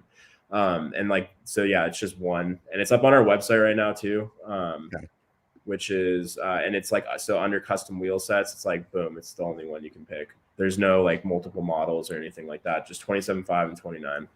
Right on. And it's a 32 hole. 32 hole. Yeah. We don't even make them in 28. Right. Honestly, and like that's another question that we get a lot is like a lot of people ask, not a lot of people, but some people ask for 28 hole, and like I personally don't see the point. Yeah. Like I don't see the weight reduction being enough to justify the durability reduction. Yeah. I had one guy on from a carbon company that said that every time you drilled a hole, it was a point of weakness. And that's why the 28 holes were more stronger than 32. But I've had posed that same question to other carbon wheel manufacturers that I've had on the show, and they didn't agree with him. So, I mean, that's personally just my opinion too. Like, I just like the main thing is like there's two. It's like weight and compliance. Like are the two things that I personally see. So I mean, to me, like go ahead. I just feel like you get a more durable wheel from a 32 hole. Yeah, I'm with you there, dude. I'm 100% with you there. I don't feel like what's the point, like, honestly. I mean, we could maybe someone will like completely like go after me on that, but it's possible. But there's still a good point where it's like, I don't know, man. How many grams are you saving? Like, I could shave my goatee off and probably save a couple $100. Yeah, well, we're talking 4 spokes in the front and 4 in the back. Yeah. So, I mean, yeah, we're talking like under 20, probably like 20, 25 grams. Right. If I take a dump every day, I'm good. Dude, if you take a tenth of your dump, you're good. Right. You shave a little piece off of it. Right. So, I mean, the main reason that you built your wheels then was to offer something that you could like get a really good price for your customer. Yeah, it was like a really good price. It was something cool to I'm always like open to like doing new things as we continue going down this path and continue growing and continue what we're doing. So like, I mean, it was just kind of like an opportunity that presented itself, and it wasn't going to cost like a crazy amount of money. And it seemed like, and like then it would allow us to do the next level of customization. And we wanted to put them on some of these custom builds that we're doing. And then I got to work with Richard, which was really fucking cool to like work with him on like actually designing the entire layout of the decal, which allows us to do, even more with the decals than, just your standard hoop that you're just pulling art from. So we were actually got to design the art for it, which was really cool. Yeah, it's rad. It was super fun, dude. And it was a blast working with him. And I think they came out super dope. Like, I love the decals. Yeah. And the cool thing is like, it's your company, so you can change them whenever you want. You know what I mean? And people could have like, hey, there's 4 different designs that we've made for our hoops. Pick which one and which color you want. Boom, we got it. You know what I mean? Yeah, there's actually a comment to here, Colin. I like that. Like I'll throw it up here. Let's see. I told you, stay away from the comments, man. He says, I think Stan's Flow MK4 feels pretty good for the price. It's pretty awesome. I love their, like, that's their brand new. So that was the replacement to the MK3. And like, we've been pushing a lot of those. And like, I just agree. Like, that is a great rim. Like, I used to run the Stan's Flow in aluminum for a long time, and I had no problems with those. Like, zero problems. Yeah, like, it was a rock solid aluminum wheel. I never it's a great wheel. And what's honestly crazy about the MK4s is like, I'm really hope I don't butcher this, but I'm like 99% sure that the 29ers come in at 425 grams. Wait, no, it's 515 maybe. Fuck, I knew I was gonna butcher that. It's literally almost the fucking same as a carbon wheel set. Like, almost the same. And like, Reed Boggs has been riding them, and like, they're bomb proof. Like, so it's not the EX3, because the EX3 is their downhill model, which are pretty heavy. Those are like 600 grams per hoop. But the MK4s that they just released with the new 2 mil offset, I mean, like, they're great hoops. So you guys are doing wheel builds. You're doing that for anybody across the country here that wants to buy some wheels. They can obviously hit your link and show more that I have, or just go to Spokex.com, give you guys a call or whatever. And then what about your bike sales? Are you guys selling on, like, are you shipping bikes too, or? Yeah, so we're shipping certain bikes. Like Yeti, like, I keep trying to talk to them about it. And like, we're e-com, like, we're set up e-com. We're not in like a retail, like, big like traffic area. It's set up to be like, we do have a showroom, but it's set up mostly to ship things out. So like, I've been talking with them about it. Unfortunately, it's just like moving at the pace that they want it to. So, but Commensal and Forbidden, we're good to go to ship those bikes. So, and those are the bikes that we do the frame up builds on. So those are going to be the 2 like cool custom, like, you're going to be getting the most custom, because Pivot and Yeti have actually stopped doing frame onlys right now while the inventory is so bad. Yeah, like, supply chain's all screwed up. Yeah, so you're pretty much getting box bike from them no matter what. So that's just kind of is what it is, which is fine. And then so then Commensal and Forbidden, we're pretty much only ordering frames from them. So and I'm just starting to work on, like, we kind of have like launched a wheel builder on our website where you can like go through kind of like building a pizza, where you just like click all the different toppings. It's not as like interactive as the one on Fanatic, which I'm definitely like have in the back of my head is wanting to get to that point. But we are doing something similar with Forbidden and Commensal on the website, where you can like go through and click each part and add it and then build your wheels and do that whole thing. It just won't be a 3D part yet. Yeah, that's pretty rad though. It's getting there. I mean, it's that stuff's expensive, man. Website stuff is like, man, you can sink some money on you can sink some serious money on a shitty website. You know what I mean? Like, dude, and like, I would even say like our website is really good. I personally, like, not to toot my own horn, I think we've done an amazing job on our website for where we're at as a company, compared to a lot of other websites I've seen. But I mean, dude, you're right though. Like, I mean, to do one of those full wheel, like to have someone come in and code a complete wheel builder with like 3D images and like overlays and all that stuff. I mean, we're talking like close to 50-60 grand, which is that's people don't realize that. Dude, that's coin for like, and like, you're not seeing any regeneration. Like, that's with like the hope of regeneration, right? Like, there's no get. That's not like I'm ordering $60,000 of product that I know I'm going to sell. Right. Like it's like you're literally putting that money into a black hole and hopefully it comes back. And usually it is a good investment, but I mean, I just don't think we need it right now. Yeah, no, I mean, I hear you, dude. That's a lot of money, man. I feel like yeah, I mean, for any like size company, like no one can say $60,000 is not a lot of money. I don't care. Yeah, I mean, even if you're a bigger wheel company, I mean, to do that, it's just I don't know. It's definitely a lot, but it is cool to be able to see it. Like, you know what I mean? Like, I just built this bike. You know, like Richard and I talked about that. Like, if you could design the stickers that you want and then select what bike you have, and boom, they're on there. You know, you could like spin it around. You'd be like, oh, that's so cool. You know, like. Yeah, I thought that was like still in progress. Yeah. I think he's working on something like that. But I mean, it's just like what I'm saying though is in general, like, yeah, it's really rad to see it. But like on the other hand, the amount of work, what is that really worth? I don't know. You know what I mean? Yeah, Fanatic is like the one company. Like, I'm pretty sure they're one of the only ones that has like a full bike builder. Yeah. I think they're the one that I'm thinking of. You can like select different bikes and colors and parts, and it just puts it all there, right? Dude, everything. Like you. Yeah. That's the one I think I'm thinking of. You start with your frame and you literally add every single piece of the bike on, and it literally just goes through the whole thing, and you see your entire bike come to life, and then boom, it's there. And you can even do the decals. Like you can do everything. Yeah.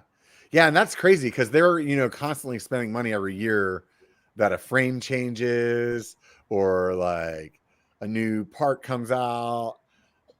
Like, I would hope that developer money. I mean, hopefully they got a developer just on staff. Like, that's all. Like, they just got somebody that's doing like. That'd be dope. I personally would hope the developer, whoever would do, like, would have like a back end for them where like it's just like these are like, this is where it links to, like, add the picture here and it like changes that or whatever. But I understand. But what I'm getting at is it still takes time. Still takes time for somebody to build that file to pull, you know what I mean? Like tons of time. And every year those things are changing. So let's just say you're paying some developer like out of pocket. Like at the beginning of every year when new products launch, okay, now I got to pay another 15 grand to have somebody like make new images or whatever it is. It's not like your wheel builder guy is gonna be like, you know what, you get the images this week. You know what I mean? Like, exactly. It's insane. Like, it really is. Yeah. It's a lot of fucking work. That's crazy. So are you looking at picking up any other brands for the shop, or are you happy with what you got? Or dude, there's only one that I'm like, so there's two other brands that that we're in conversation with, and it's really the only other. So Santa Cruz has always been a brand that I want in the shop. Yeah, you said they were the first ones you reached out to. Yeah, and I'm actually really close with the rep, but unfortunately, there's just a shop like right down the street from us that sells Santa Cruz. But I've heard that they only sell their like S and R kits, and that he needs an outlet for like the CC XO1s and XX1s. So there potentially may be that coming. Like, that is like a big potentially though. Like, there's no guarantee on that. It's just like, it was just a conversation that happened, and it's maybe that could happen. So that, I don't know. And then Kona and Evil are the other two companies that we're pretty much locked in with. We just haven't, like, the inventory is just not there yet. But Kona and Evil were the other. And Kona I wanted because I like how they have kids bikes, and I like how they have lower priced options, because right now pretty much everything in our shop is expensive, except Common Saw does have some pretty cool options, but it's been like Yeti, Pivot. Yeah. I mean, you started with the dentist bike, so I mean, you can only go down from there, right? Exactly. We can get downgrade a little bit. Yeah, dude. I mean,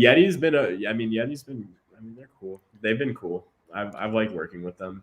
When I first got my very first Bronson, I really wanted to get a Yeti at the time, and just because of, like, I was searching pink bike, and I was looking for at that time it was the SB5, so it was like I was looking for an SB5 or a Bronson, and I was just looking for whichever one came up with the best deal, and the Bronson was the one that came up first, you know. And later I had ridden one, and it didn't, like, crazy about it, but I really feel like they make some really good bikes. I really like the way that Switch Infinity works and like the idea behind it. And but I'd say that the other bike that I'm super interested in that I haven't ridden is I haven't ridden any of the Evils. They look so cool. Yeah, they just like they nailed it on like just showroom alone. And for me, that's like 80% of the decision. Like the thing has to look sick before I'm even interested. Yeah, like your bike should look cool. Like you should be stoked on how it looks. You shouldn't be like, yeah, it like looks okay, but it rides. Like, no, it should fucking look badass. Like I agree. Right. Especially when you're spending that kind of money, dude. Like you want your bike to be dope looking. And I agree. Evil makes beautiful bikes. Like I've wanted them in the shop for a while, and like it was kind of cool how they started, like, because originally they were also direct to consumer, but they've like started opening up the dealer market as well. So that's been pretty cool. So I mean, I'm definitely like, so we actually signed with them. Like they had us do like a blood oath, and like so we signed with them and everything. Like it was like the bikes were coming, but then I got a call like a week before we were supposed to do our pre-order, and they're like, yeah, we're just like we can't even fill like what we already have open. There's just no way it's going to happen. And we're like, that's fine. Like we'll wait. We're not going anywhere. Right. And like, we're already signed up with them. So it's like already pretty much a thing. We're just waiting for bikes to be available. Yeah. I mean, this whole COVID situation's just been crazy. Well, dude, and like we were COVID born. Yeah. So you like, said that earlier. It was kind of like you actually started a shop at the right time. I mean, in the midst of things, people were probably telling you were crazy as hell, but nobody knew that overnight getting a bike was going to turn into like you know, picking up gold, you know. Dude, no, everyone told me I was insane, like, but like it's been also like it's been one of the shittiest things to navigate too. So it's like also what the fuck else could happen that we're not prepared for. Like we literally like figured out how to like keep a business and like grow a business during COVID, like an inventory crisis. Like we made it work. Like we made it work from the beginning. We figured out a good way to order, when to order, like what to order, like the whole thing, you know. It was like, and it was all formulaic. Like we had to like map out long periods of time and like project long periods of time, and like we made it work. And like I feel like we did a really good job on it. Like I was really proud of us and like the whole, like everyone at the shop. Yeah, I mean, like when COVID first hit, a lot of bike shops canceled their orders, thinking that they weren't going to sell anything. Yeah, you know what I mean. And next thing you know, a month later, they're like, can I get those back and another 30%? You know, and so yeah, because it wasn't even like, man, like so many people started riding, like, and like I honestly really hope that all the people that started riding during COVID, like I hope they keep riding, and I hope more people keep finding out about mountain biking. I hope it keeps growing as a sport. I think that you'll see some drop off, you know, like maybe some people, whatever their sport was, they couldn't do because of whatever the COVID restrictions were. They got into riding, and you know, it's just like normally, you know, let's just say out of 100 people that come into the shop and that are like new riders, you probably only retain like 50 of them, right? I don't know what the number is, but there's a certain amount of people that go out there, they buy a freaking badass bike, it sits in the garage, and then they sell it like 5 years later. Yeah, because I mean, and they try to sell it for the same price that they bought it for, or more. Like, I mean, it's like, it's I mean, it's like the same thing as anything though. It's like you really have to actually like commit. Like you got to push it's gonna fucking suck. I mean, unless you just go ahead and get an e-bike. I mean, that's the thing too, though. A lot of people are going to get e-bikes and they're like, "Oh my god, it's the greatest thing ever!" And it's like, yeah, you're having fun going uphill too. Like we're suffering. No, like, I mean, but there's still like a certain like thing with the e-bikes that I don't own one. I have ridden one. It's pretty fun. It's not high on my list of like bikes that I want to buy, but I would like to get one at some point. I will, yeah. You still get a hell of a workout, man. Like you do. Well, you stay in fat burning. I mean, someone just came out with a study about that. And it's literally not even like anything that needs to be proven. Like you're literally able to regulate your heart rate. Yeah. So you can stay in those fat burning zones. So like for people that are trying to lose fat, like specifically, like it does make more sense because you're not doing those big punchy climbs and raising your heart rate to 170, 180, 190, and where you're in, you know, almost muscle burning zone, or what is it, anaerobic. I'm not a health expert at all, but like I have heard that. Yeah, well, all I can say is out of my own experience, and my own experience is like when I went and got on an e-bike, I rode my ass off for let's just call it like an hour and a half, and I was completely drenched in sweat. You know what I mean? And my stoke level was high, and I personally still like that feeling of knowing that I earned that climb on my own. Like that means something to me. I do. But I definitely see there's plenty of times like maybe I don't have a lot of time to ride. And if I had an e-bike, I could go smash this 30-mile ride out and have a freaking badass time because I'm even having fun going up, compared to like not having the time to do that. And instead, in that same amount of time, I would do like an 8-mile loop because I'm on my analog bike. You know what I mean? Mm-hmm. No, I agree. Or we have some spots too that we shuttle, you know, and we'll get like 4 or 5 trucks together and we'll shuttle these runs. And honestly, the time that it takes us driving the trucks back and forth and stuff, if we all had e-bikes, we'd probably get more laps in on the e-bikes, you know? Yeah. I mean, there's so many benefits to e-bikes, and like I also though, but the thing is, my biggest complaint about the e-bikes that I've ridden have not been about like anything to do with the uphill. It's just been like I like how my bike performs going downhill more than the e-bike. I like how it hits rocks better. Like just everything about the e-bike just feels not as, you know, and I always feel like I'm losing the back end and like all that stuff. Yeah, there's a bunch of stuff that I noticed when I was riding, like the way that I would brake and the way that I would corner. Things felt a lot different. But ultimately, these things have only been out for like 2 years. There's a lot. You know, 5-10 years from now, you're not going to be able to tell a damn difference between the two. You know, like one of them's going to weigh like 3 pounds more than the other or something. You know? Dude, or it's like, they're going to use some like freaking hydrogen motor or something. Yeah. Or it'll be something like there's a guy that I know that does he's a road biker, and he said that there's some brands that the engine and the battery is all one piece for the road bike, and you can take it out and you can put in like a carbon panel and it'll be a regular bike, or you can pop the motor and the battery in and then it's an e-bike. So I could really see when he told me that, I was like, man, that's a really good idea. That eventually the battery technology could get in a spot, or the motor technology could get in a spot where you actually have an analog bike or an e-bike. It's up to you. You know what I mean? Yeah, exactly. That is pretty dope, actually. Yeah. Well, I'm curious to see where it goes, man. I mean, like, it's really just like, I mean, I feel like it was just the beginning, especially like, and like really like mountain bike suspension too. Like I feel like there's a lot of potential there as well. Like, I mean, we've only just started seeing like these shocks that are getting so good. I mean, just in the last few years, I mean, it's insane how much technology has come in the last few years. So it's kind of like exciting for our industry to see where it goes in the next few years.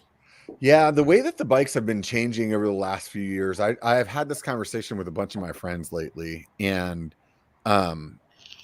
anybody that has a bike that's 4 or 5 years old and they're talking about upgrading it, I am always, even 3 years old in some cases, I'm like, dude, sell the bike. You'll get great money for it right now. Buy something new. Always buy something, yeah. I cannot freaking explain it well enough for them to understand. One of my good buddies, is a great rider. I had been telling him this over and over again, and fortunately his bike got stolen. And his bike got stolen. He got a new bike, and he said to me, he's like, holy shit, dude, you're so right. Like, this bike is so much better than my old bike. There was nothing I could have done to my old bike to make it this good. No, you know, there's no way. Yeah. And it's going to keep going like that. And like, which is like, yeah, I mean, I've always been, even before I owned the shop, it was like, for the couple of years that I did ride, like I was pretty much selling and buying a new bike every year. I mean, it's just kind of like, you know, and especially we ride hard, and it's like a year of riding our bikes. Like, I don't know about you, but a year of riding my bike, and that thing's pretty thrashed. Like, Yeah. I don't even think I'll be making this bike will make it to a year, but usually it's like every like 3 or 4 months for me. Well, and back in the day, you could buy a new shock or you could buy new wheels or whatever, and your bike would be closer to what the new bikes are. But right now, the way that they're changing the geometries every year, or there's like these small little like degrees of change that are phenomenally different. You know, it just blows me away. It really blows me away, man. And yeah, dude, again, yeah, I'm very stoked to see where the industry goes with this. Like, especially like companies like, I don't know, I get stoked on like companies like Push and like these guys coming out with these, like, for me, it was like such a cool thing to have like a shot. Like, and that was another thing I was stoked on with, you know, the EXT is like, it's like they're making a shock for me, like for my riding, for my weight, for my height, for everything. And yeah, I think more of that in the industry is also going to be very cool. Like starting to get things more tailored towards you as a rider so that you can like progress, you know, as you need to, like not, you know, not being held back by your bike, right? Like allowing yourself to progress at that level. Right on. Yeah, I hear you there for sure. Hey, dude, I really appreciate it. We're almost at 2 hours now. So I really appreciate you taking the time to sit down and chat with me. Yeah, it was sick. Congratulations on your success, dude. You've been killing it, man. Hopefully your trajectory keeps staying at that rate. I appreciate that, dude. I really do. Yeah, for sure. With you too. It was super rad meeting you down at Sea Otter and seeing your wheels and like hearing your story and stuff like that. So I think it was pretty cool to hear a little bit more of it today. It was fun chatting. Yeah, dude. And we'll definitely, you're in North Cal, right? Yeah, I'm in Sacramento. Cool. Yeah, we'll be up there again. So I'll hit you up when we're back up in town. Yeah, I saw your truck when I was in Sedona for the festival, and I was like, I was at the pizza shop there in West Sedona, and I seen you sitting at the light, and I was like, oh, I know that dude. And then the light turned green. I was like, never mind.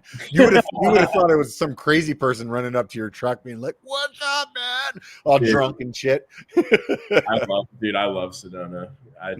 Good time. I just got back from riding out there, and it's freaking amazing. Yeah. Now I always have a good time. I always have a good time riding in Arizona. But there's one thing I always say about Arizona is you're climbing down.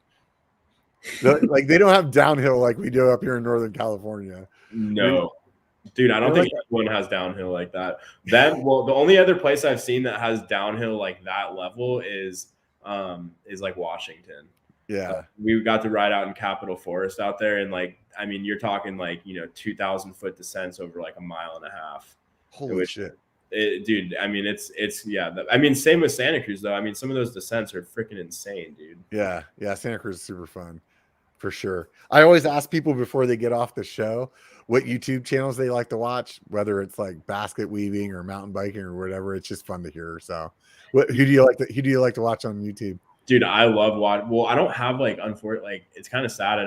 Actually, I've been watching. This is fucking weird, but like I've been watching like randomly like this CoffeeZilla dude, which is so fucking weird of me. But I also had watched. What's he do? What's the CoffeeZilla guy do? He like investigates like these fraud, like these dudes that are like taking advantage of people like through like fraud schemes, like at like these like whatever like crypto schemes are going on. Oh right now. I've seen some of those dudes, and yeah, he like kind of like the what's the Busters, the something Busters or whatever. But yeah, like Mythbusters. No, not like Myth. No, not it's fuck, I can't remember. It's an Instagram channel, but he's like the YouTube version of it, like internet fucking detective. Like I don't know, he just a couple months ago he like fully exposed this dude, and like it's like all the dudes you see on the ads and stuff that like pop up and they're like, oh, like buy this Shopify channel, and it's just like such a fucking scam. I don't know. Yeah. It's interesting to watch. Yeah, there's a guy I've watched a few times that'll like take control of their machines and like show their video like of themselves and like the people that's trying to scam them, and you're just like, oh my god, this is crazy, dude. It's insane, honestly. Yeah. And then fail videos. I watch anything that has to do with people eating shit I think is funny. It's always a win, right? It's always. Right on, Hunter. It was awesome talking with you. I really, really had a good time. Anybody who hasn't hit the thumbs up yet, if you're on YouTube, hit the thumbs up. Do me a favor. What up, If you backyard? haven't, huh? Oh, sorry, no. Fucking backyard shutters in here. Just want to say what up, Bobby. Nick, love Oh, you guys. what up? Anybody who hasn't hit the subscribe button, please do that. If you would like to go check out his site, check it out, Spokex.com. Order some wheels, maybe buy a bike, whatever you got to do. Hit Hunter up. He'll take care of you. Definitely. If you want something for free, swing by my Instagram or my Facebook. Check that out at B1KER. I would appreciate the follow. And like I said at the beginning of the show, if you're on Apple Podcasts, swing by, write me a 5-star review. I like dipping in there every once in a while, checking them out. It's really fun to read. It helps the algorithm. Same with the thumbs up and the subscribe. Like, there's all these algorithms, and at the end of the day, if I nail it right, I'll be able to just walk into my office and tell everybody to go screw themselves because I'm what do you call? I'm an influencer now or something like that. So help me out. That's all I'm asking. Just a little help takes a little bit of your time. I really appreciate everybody that's supported me through the last year on Patreon. Looking forward to another year of that. And once again, there's one thing that I want you to remember. It only takes a bike to be a biker. Get out and be one.